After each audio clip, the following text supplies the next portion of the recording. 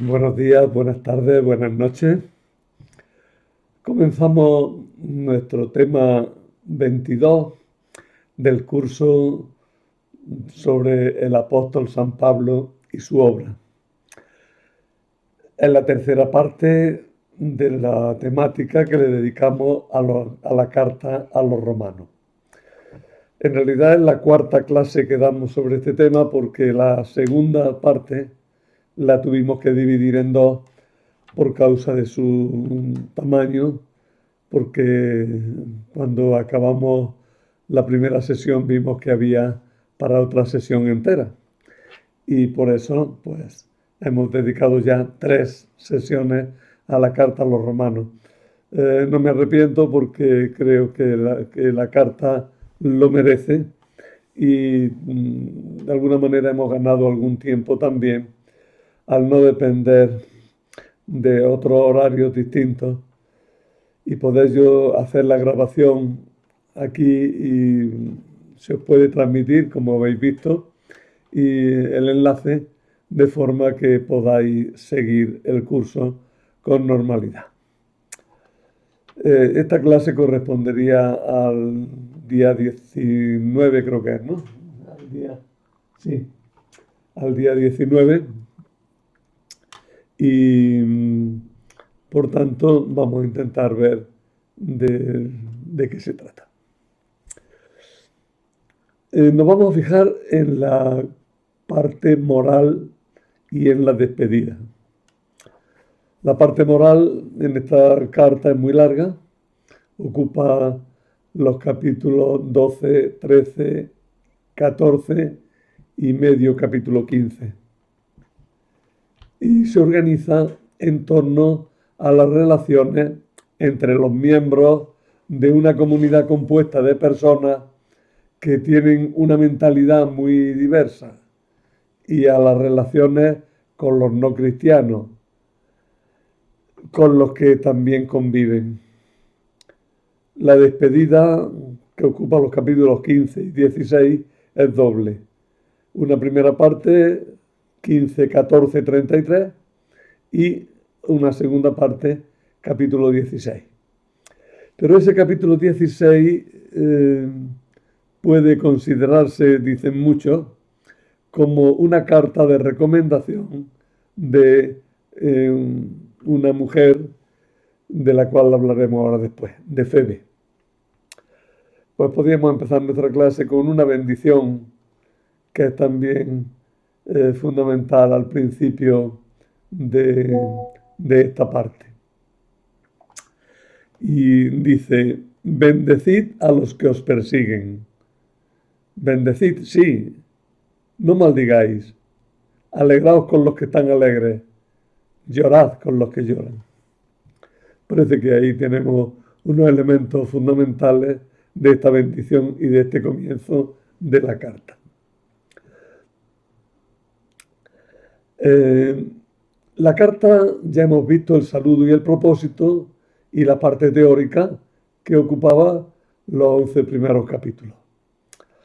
Y ya hemos dicho que esta segunda parte o parte moral podríamos distinguir un primer bloque que es el culto en el espíritu y un segundo bloque que es la caridad para con los débiles. Y luego ya las despedidas, como acabamos de decir. Vamos a ir entonces poco a poco. Los principios morales. En la iglesia primitiva, a la parte teórica de un escrito, se solía añadir una exhortación a la exposición, una exhortación para la vida. Se significaba con ello que doctrina y vida tienen que ir unidas. No se trata, por tanto, de tener la cabeza muy bien organizada y la moral muy desorganizada. Eso no vale.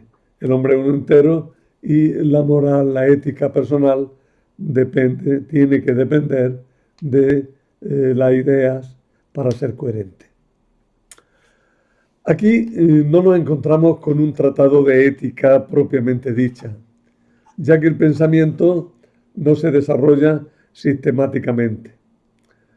Pablo no se propuso hacer un tratado de ética, pero hay un claro deseo de dejar bien significados, bien claros, los principios morales, los fundamentales, los que rigen las relaciones del cristiano con los demás.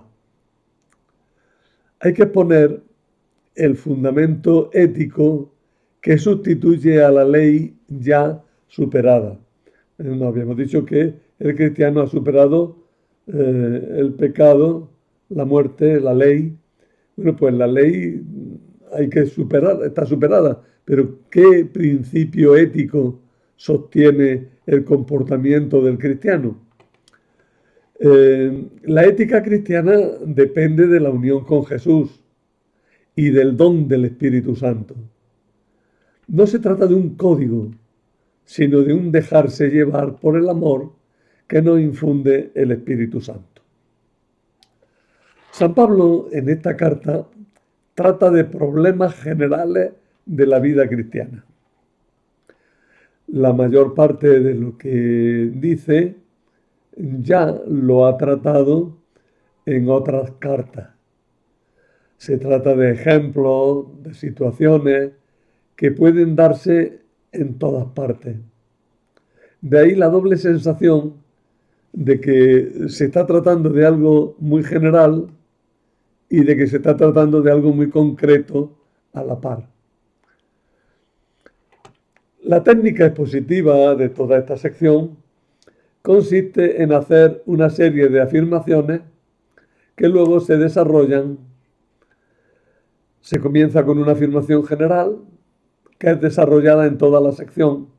Al principio, ahora vamos a ver enseguida una afirmación general que se desarrolla en toda la sección, que se cierra también con una consideración referida al tiempo definitivo de la salvación.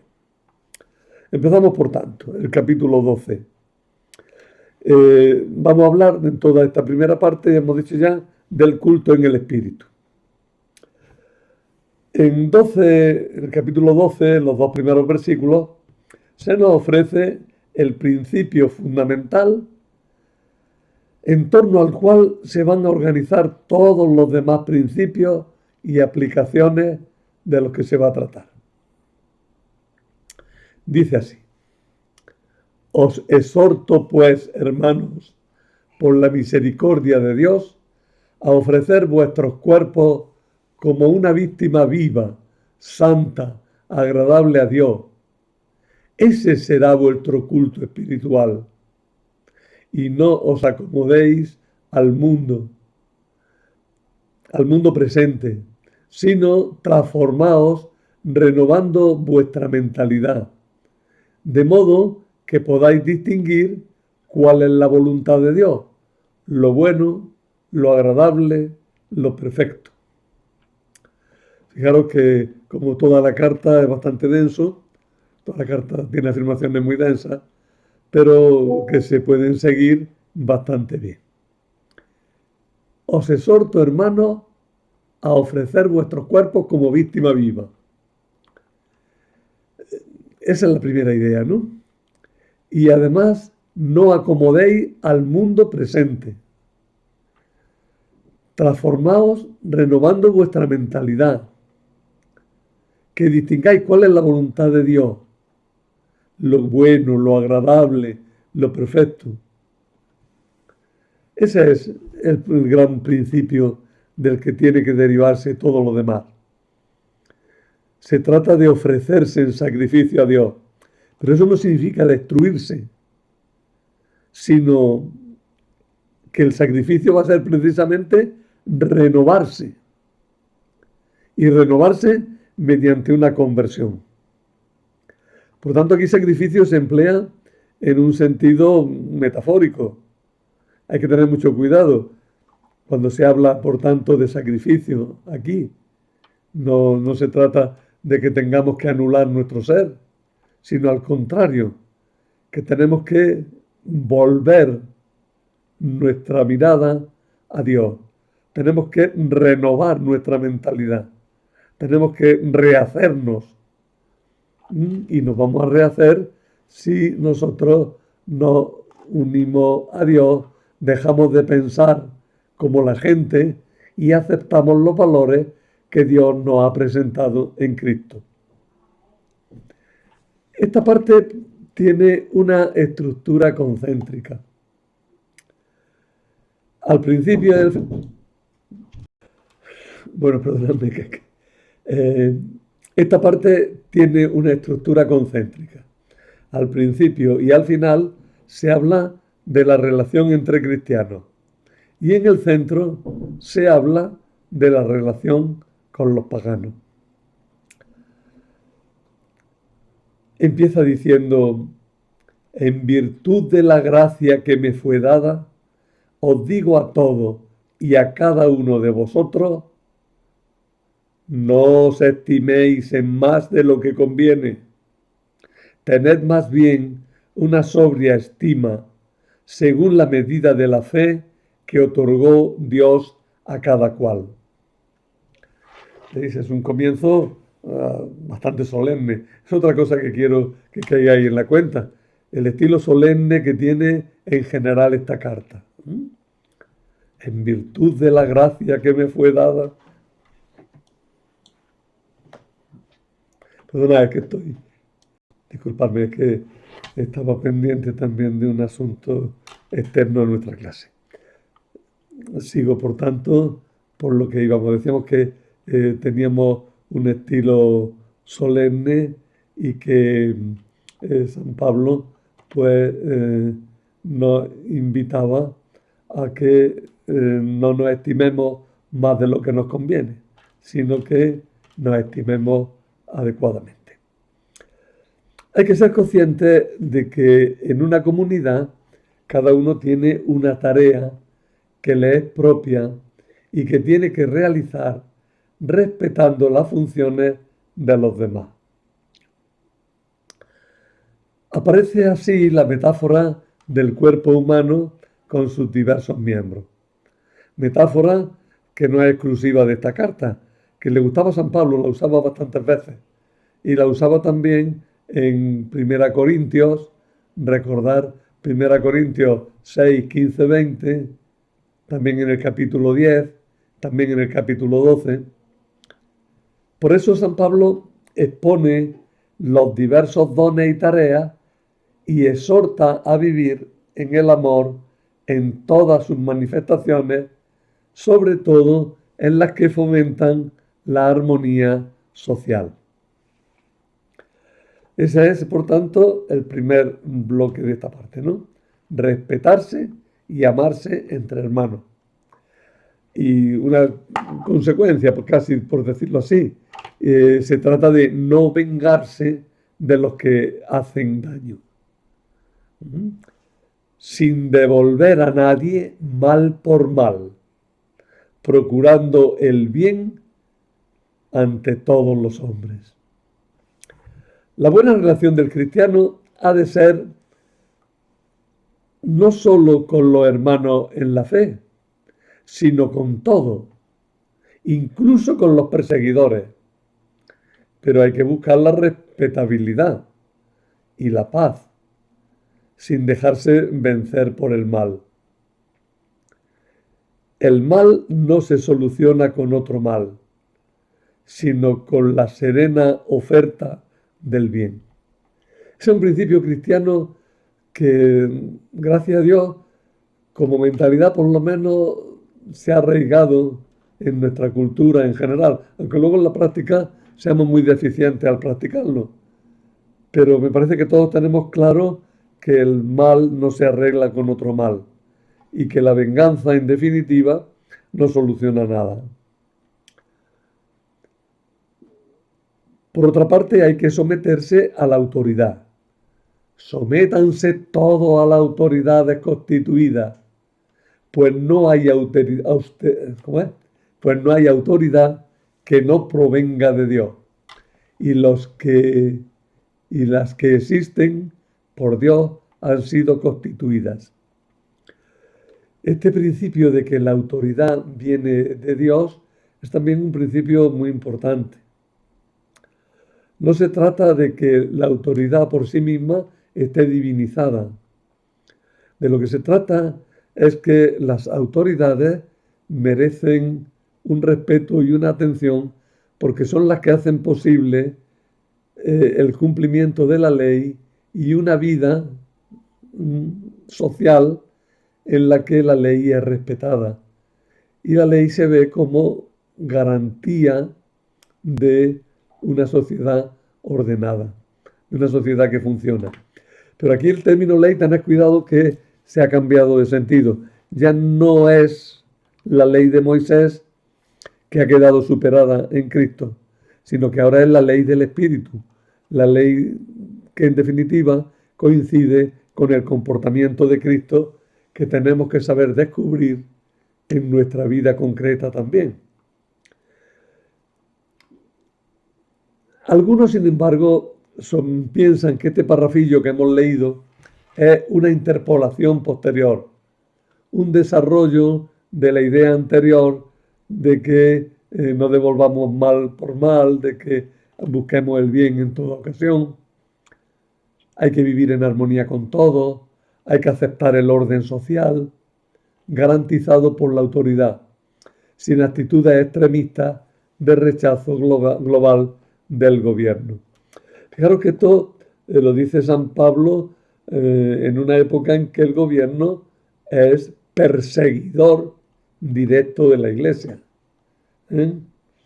Nosotros aquí actualmente muchas veces tenemos dificultades con unos gobernantes o con otros porque nos parece que no están haciendo lo que a nosotros nos agrada o lo que nosotros consideramos valores ineludibles. Pues San Pablo nos dice que a pesar de todo hay que mantener una postura de respeto y que hay que facilitar la vida social. Después de esta afirmación viene otra afirmación distinta y es que entre hermanos hay que mantener una postura de amor y de ayuda. Con nadie tengáis otra deuda que la del mutuo amor, pues el que ama al prójimo ha cumplido la ley. Vuelve a existir, por tanto, en el amor entre los cristianos. Este amor es la fuente de todos los demás deberes y es el principio ético que desbanca por superación todos los principios éticos de la ley antigua. Veámoslo claro, el amor no es un menos, es un más. El amor no es una rebaja de la justicia, no es una rebaja de un comportamiento social adecuado. No, no. El amor es un plus, es un más. Hay que llegar más lejos. Bien. Y este primer punto acaba con una exhortación escatológica. ¿Qué quiere decir? Una exhortación referida a los últimos tiempos. Los tiempos de la vuelta del Señor. Y entonces se nos dice que estamos en la frontera entre dos modos de vivir y de ser. Unos todavía viven en el mundo antiguo, en el mundo de la oscuridad, en el mundo de la maldad, en el mundo de la desnudez de las buenas obras, que expone al hombre indefenso a la perdición. Por suerte tenemos luz y tenemos luz abundante y la experiencia de oscuridad que tenemos es mínima, pero hoy mismo cuando estoy dando esta charla, hace un rato veía en las noticias que en Cuba estaban pasándolo tremendamente mal porque se habían quedado sin energía eléctrica y que por tanto estaban viviendo con unos apagones tremendos, ¿no? están prácticamente sin poder ver cuando llega la hora de las tinieblas, cuando llega la hora de la noche. Y se veía a la gente pues triste, desazonada, molesta. Claro, es que necesitamos la luz. ¿Eh? Y eh, por eso la falta de luz además es que es peligrosa. Cuando vamos por calles que están mal iluminadas en la noche, nos entra un repelús bastante fuerte. Nos sentimos muy molestos, vamos, porque percibimos el peligro. Bueno, pues el mundo antiguo de la oscuridad, de la maldad, de la desnudez de las buenas obras. Se hace el ejemplo de eso. Las buenas obras son como una coraza, ¿no? Son como un vestido que, como un chaleco antibalas, ¿no? Como un chaleco que nos protege, ¿no? Cuando falta eso, pues estamos indefensos. ¿m? Y tenemos que superar eso. Pero si uno vive en esa situación de oscuridad y de desnudez, otros vivimos ya en la luz del día que ha traído Cristo. Cristo es el sol radiante. Cristo es el sol que brilla, es el sol que nace de lo alto, que dice San Lucas en el Benedictus, ¿no? Cuando Zacarías hace el canto de alabanza porque ha nacido Juan, dice, nos visitará el sol que nace de lo alto. Los cristianos identificaron a Cristo también, en un primer momento, en modo simbólico, no realista, con el sol, ¿no? Por eso incluso muchos opinan que la fiesta de la Navidad coincidía con el sol invicto. Habría que discutir mucho eso, ¿no? Pero sí, ciertamente la simbología de la luz y del sol es para nosotros muy importante. Cuando estoy dando la charla, estamos a mitad de la Cuaresma y esperamos la celebración de la Vigilia Pascual, ¿eh? Ese momento en que la luz entra con fuerza en una iglesia que estaba oscura. Y la luz nos hace descubrir la presencia de Cristo resucitado. Bueno, pues vivimos en la luz, en el día que ha traído Cristo, que es el verdadero sol radiante, que es el que nos defiende de la maldad, que es el que nos prepara para prepararnos dignamente ante el Padre. La luz destaca la limpieza, destaca el brillo, destaca los reflejos, todo lo que aparece como agradable a la vista y que reanima el espíritu. Revestirse de Cristo, de este sol, es estar unidos a Él por la fe que nos abre a la acción del Espíritu Santo y que rompe nuestra vieja mentalidad egoísta. Seguimos avanzando. ¿Veis? Hemos visto, por tanto, dentro de esta parte moral, el culto en el espíritu. Y hemos insistido, hay que respetarse y amarse, no debemos vengarnos de los que nos hacen daño, hay que estar sometidos a las autoridades, hay que amarse entre hermanos y hay que vivir ya en el modo de vida nuevo que ha traído Cristo, que es el sol, que es la luz de la justicia. Y ahora la segunda parte va a decirnos algunos principios de nuestra caridad para con los débiles. Lo mismo que antes, empezamos con una afirmación general. Acoged bien al que es débil en la fe sin discutir opiniones. Y enseguida va a entrar en las cosas que le estamos molestando a aquella comunidad. Algunas de ellas ya las hemos hablado varias veces, pero bueno, salen aquí y hay que volver a repetirlas, ¿no? Una de ellas era el problema de la carne que se podía comer o no se podía comer. Las prescripciones sobre alimentos en la ley antigua eran muy complicadas. Uno que no viva en ambiente puro no puede cumplirlas a no ser que se abstenga en absoluto de comer carne y se haga prácticamente vegetariano.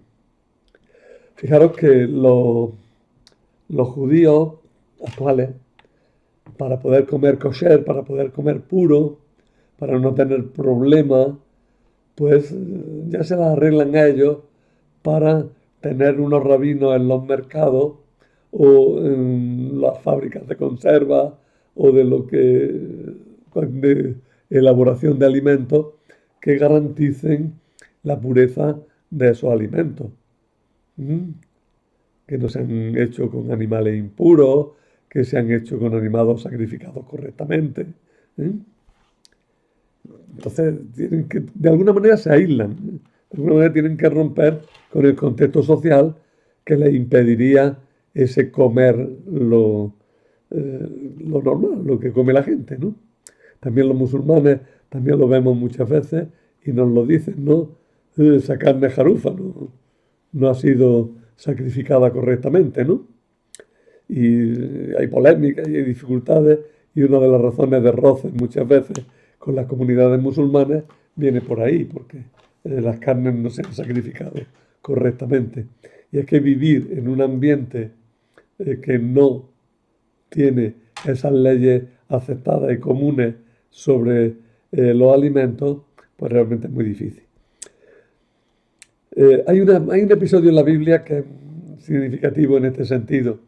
Se dice que Daniel y los tres jóvenes de Babilonia, cuando fueron contratados por el rey para ser educados y ser luego después funcionarios, fueron encomendados a un eunuco, a un sirviente, que les preparara la comida y que les diera bien de comer para que ellos estuvieran fuertes y robustos y de buen color. Y entonces Daniel le dice al jefe, aquel que estaba al cocinero, le dice que no le dé nada más de comer carne, que le dé nada más que legumbres. Es decir, que le dé proteínas sí, pero vegetales. Que ellos se van a abstener de comer esas, esos, esas carnes, vaya a ser que no estén bien sacrificadas. El eunuco se niega, no quiere, dice que como se pongan más delgados, que el rey lo va a matar a él. Y entonces incluso Daniel tiene que decirle, mira, vamos a estar 10 días a prueba. Si en estos días a prueba tú ves que estamos más demacrados, ya veremos a ver qué hacemos. Pero ponnos a prueba, efectivamente los pone a prueba. Y cuando pasan los 10 días, ellos están lozanos y frondosos, ¿no? Están más lozanos que los otros. No por no haber comido, no por no haber comido nada más que vegetarianos, sino por haber cumplido la ley del Señor. Bueno, Pablo no quiere que la comunidad tenga polémica sobre lo que se come y lo que no se come. No quiere que haya polémica entre los que comen de todo y los que se abstienen de comer carne. Y les dice, mirad, aquí hay un principio. Y el principio es respetarse mutuamente. Sobre ese respeto mutuo tiene que basarse todo. Lo que pasa es que, claro, que con ese principio, subrepticiamente, le está dando la razón a los que comen de todo. Pero bueno, estos que comen de todo tienen que respetar a los que por razones de conciencia no comían de todo.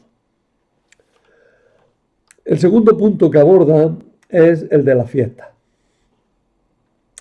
Los judíos celebraban muchos días santos y también muchos días de ayuno, en los cuales encima había prescripciones alimenticias especiales. En algunas comunidades cristianas, siguiendo este ejemplo y siguiendo estas normas antiguas, pues se ayunaba en algunos días concretos. De eso hay testimonios tanto en el Pastor de Elma como en la Didache. También en este caso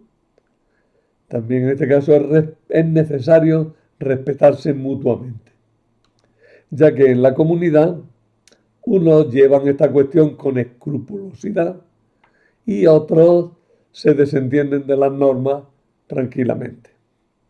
También San Pablo aquí va a decirle que eso, que hay que respetarse, que no nos veamos más buenos que los otros porque guardamos estas normas alimenticias, pero que tampoco veamos a los otros como unos pecadores terribles porque no las guardan.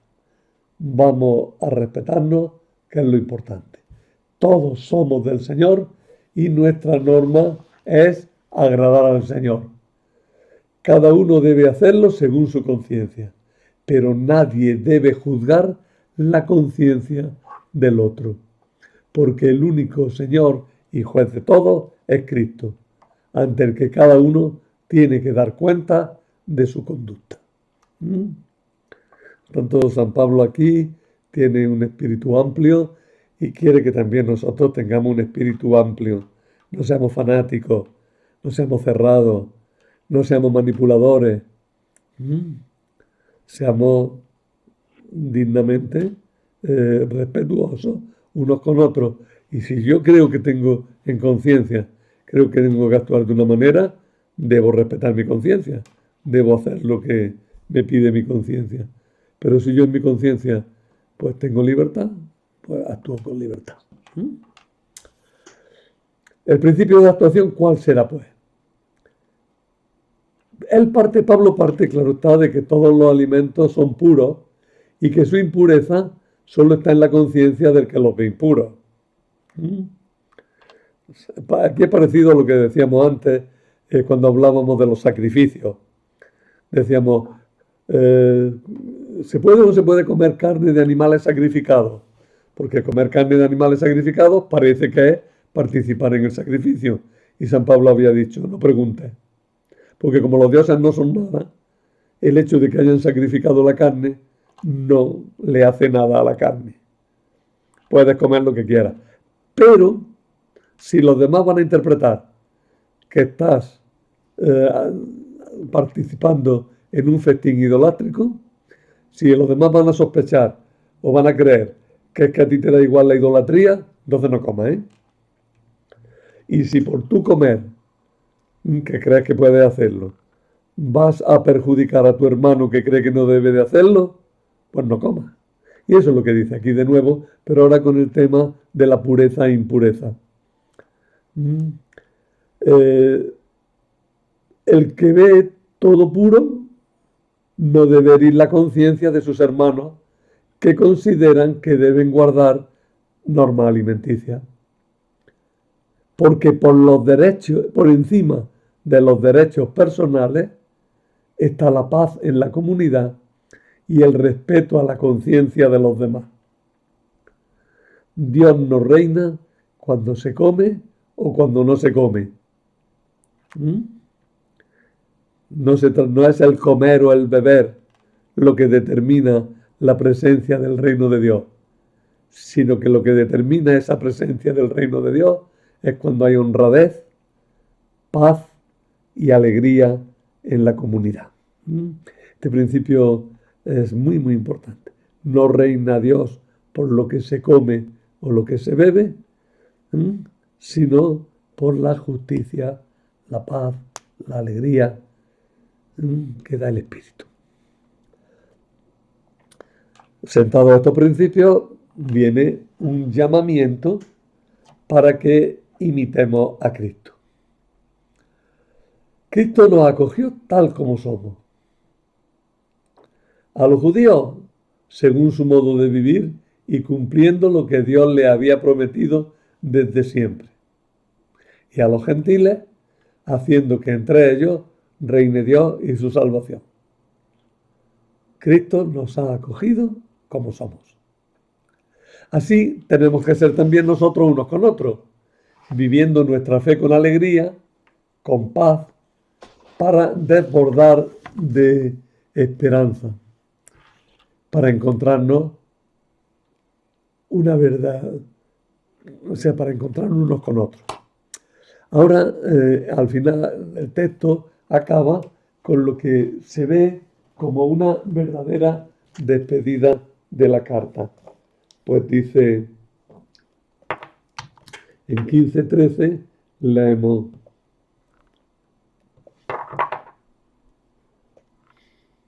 que el Dios de la esperanza os colme de alegría y de paz, viviendo vuestra fe, para que desbordéis de esperanza por la fuerza del Espíritu Santo. Ahí podríamos decir, bueno, ya se acabó la carta. Habría que haber desarrollado algún puntillo muy rápido, muy breve, pero nos encontramos que hay 2 capítulos todavía, que son de despedida, de puntos finales y además bastante revueltos. Este final es un poquito complicado a la hora de analizarlo y merece la pena que por lo menos tengamos una idea de cómo se organiza este trozo.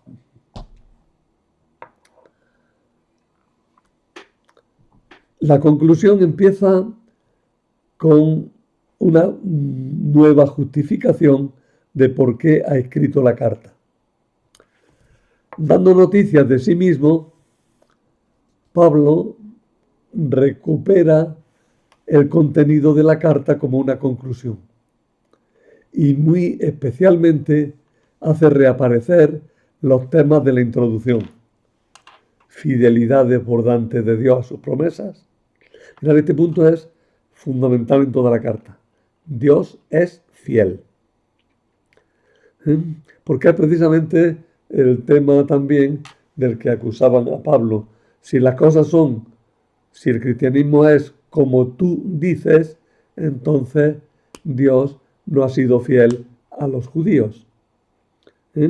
Porque le había prometido a ellos la salvación y sin embargo a ellos no les ha llegado la salvación. Por lo menos como conjunto total. De ahí que San Pablo toda la carta haya estado dando puntazos de que la fidelidad de Dios es fundamental y que además es algo que hay que afirmar con valentía. La fidelidad de Dios a sus promesas es clara. Cierto, Pablo es el apóstol de los gentiles. Tiene deseo y propósito de ir a Roma de paso para España. Es decir, Pablo se había propuesto llevar el Evangelio hasta el extremo occidental de lo que ellos conocían como mundo habitado, ¿no? Después de España está ya el Océano Atlántico, que es el mare tenebrosum, el mar que no sabemos dónde se acaba, el mar que parece que ya da término a todo el mundo conocido. Pues bien, Pablo quería llevar el Evangelio hasta el confín.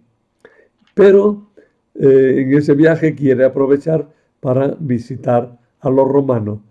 Y entre los romanos, como ya hemos dicho, muchos son no judíos, son gentiles que se han convertido a la fe. Y por eso, pues dice, mirad, como voy a pasar por Roma y quiero saludaros, pues he escrito esta carta de presentación previamente. Pero a la par que está diciendo eso, dice que tiene el orgullo de ser judío. Pero su verdadero orgullo no viene de ahí. Su verdadero orgullo viene de pertenecer a Cristo.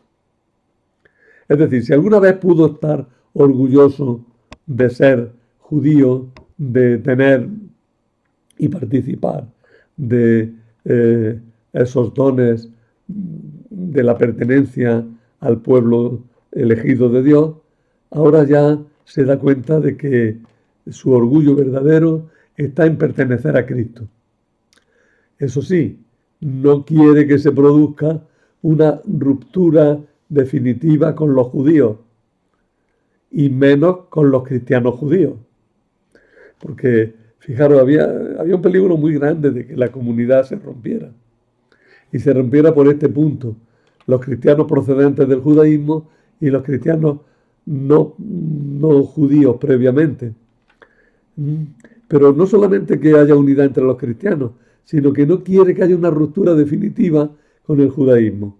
Ya hablábamos en el tema Segundo, la primera parte del tema de los judíos, ¿eh? De por qué había permitido Dios que permanecieran los judíos y el tema de si Dios sigue considerando a los judíos como su pueblo elegido, ¿no? Ya hablábamos de eso un poquito. Si queréis repasarlo, el comentario que hacíamos a los capítulos 9 al 11.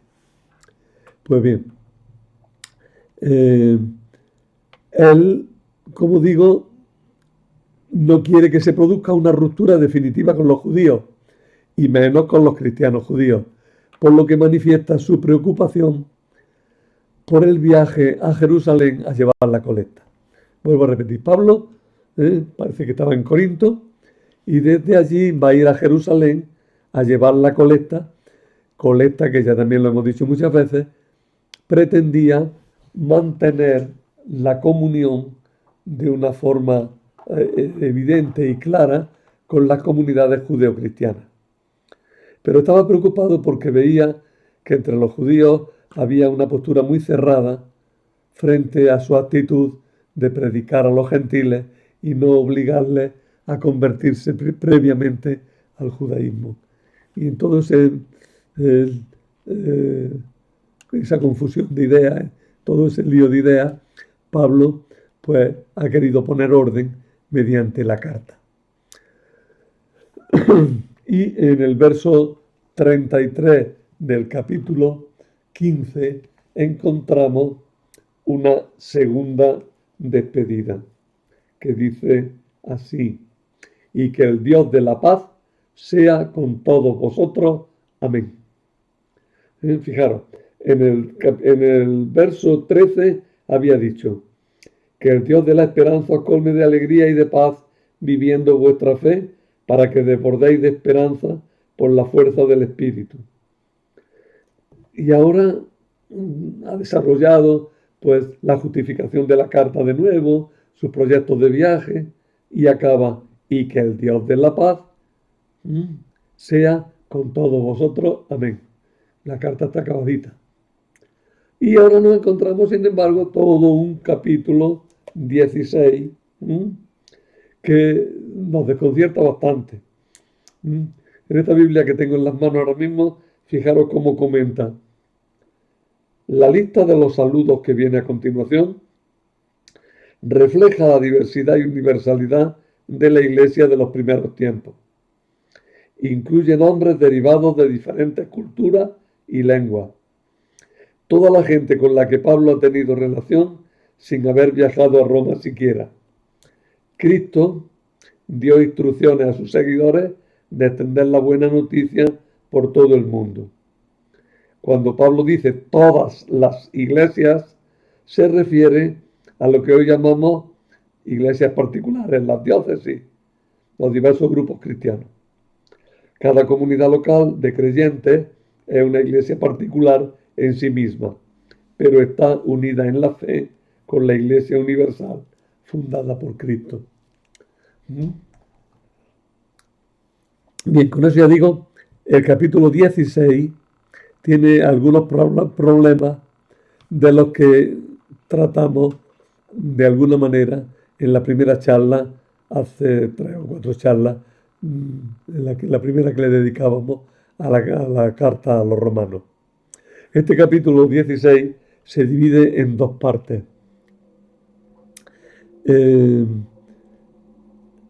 La primera de las cuales tiene 4 párrafos.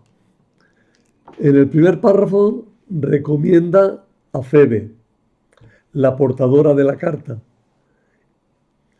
y se la designa como diaconisa.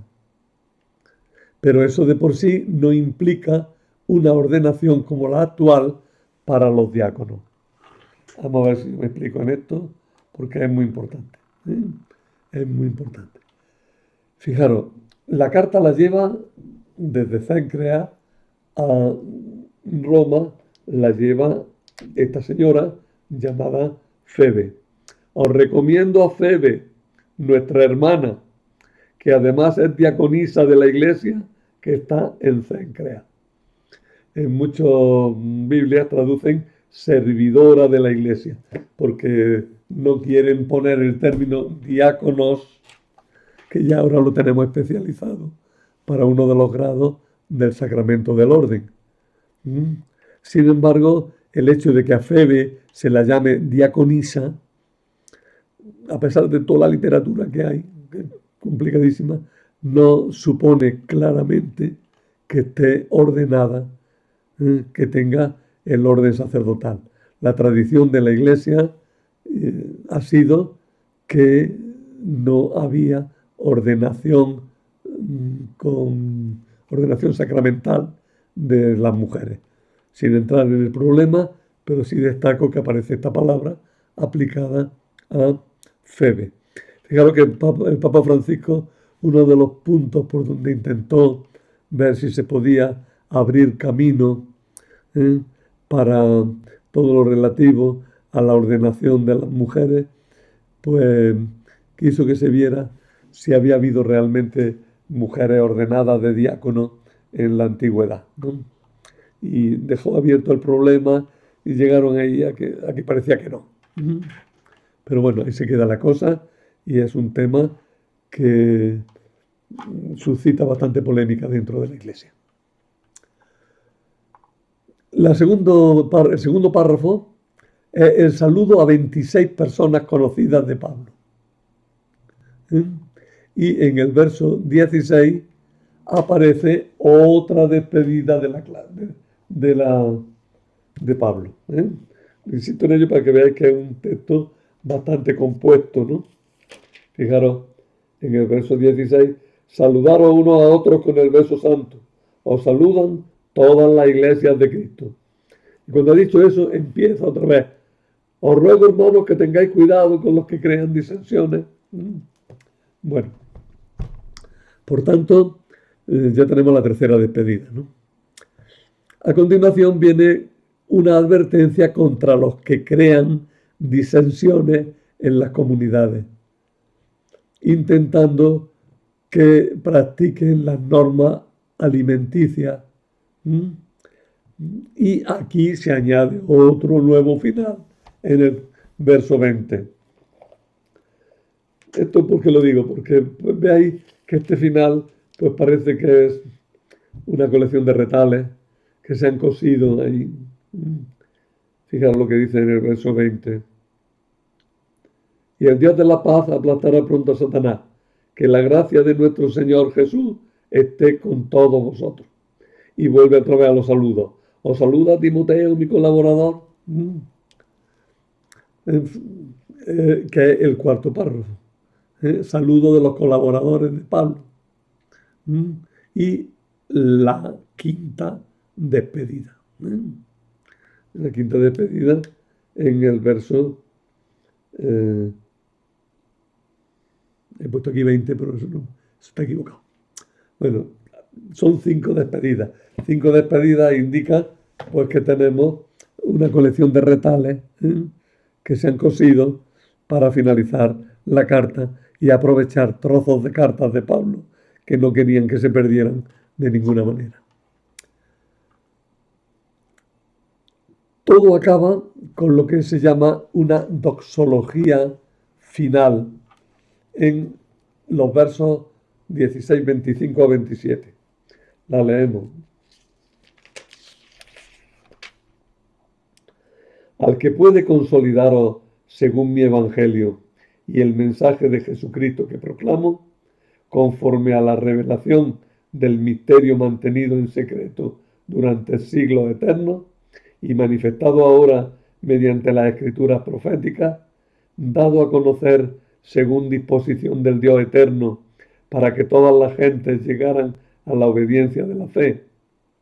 A Dios único y sabio por Jesucristo, la gloria por los siglos de los siglos.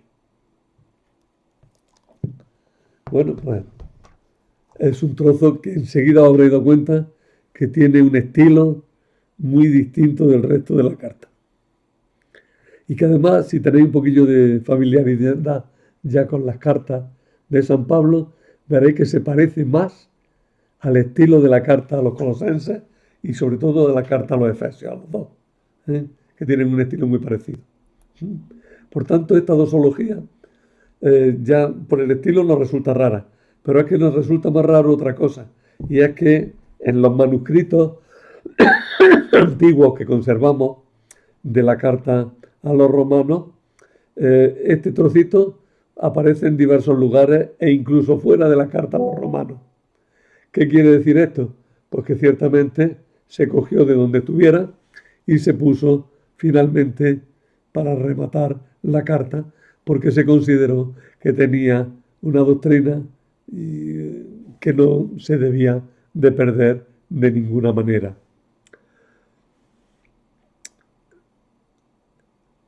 El estilo de alabanza no es el habitual de Pablo. El autor bendice a Dios que mostrando su sabiduría ha hecho surgir la buena noticia que tenía prometida, la salvación para todos los seres humanos y que da constancia a los creyentes. Y dicha ese saludo, ¿verdad? Pues vuelve otra vez, un poquito antes ha vuelto otra vez al tema de la colecta.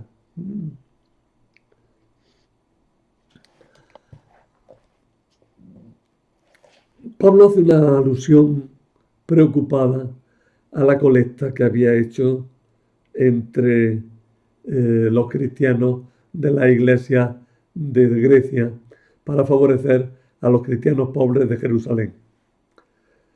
Para Pablo la colecta tenía un doble sentido.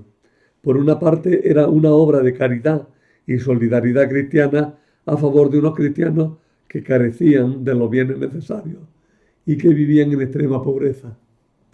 Y por otra parte era expresión de agradecimiento de los gentiles a la iglesia de Judea que habían hecho participar de los dones de la salvación por la predicación del Evangelio que se había realizado entre los judíos.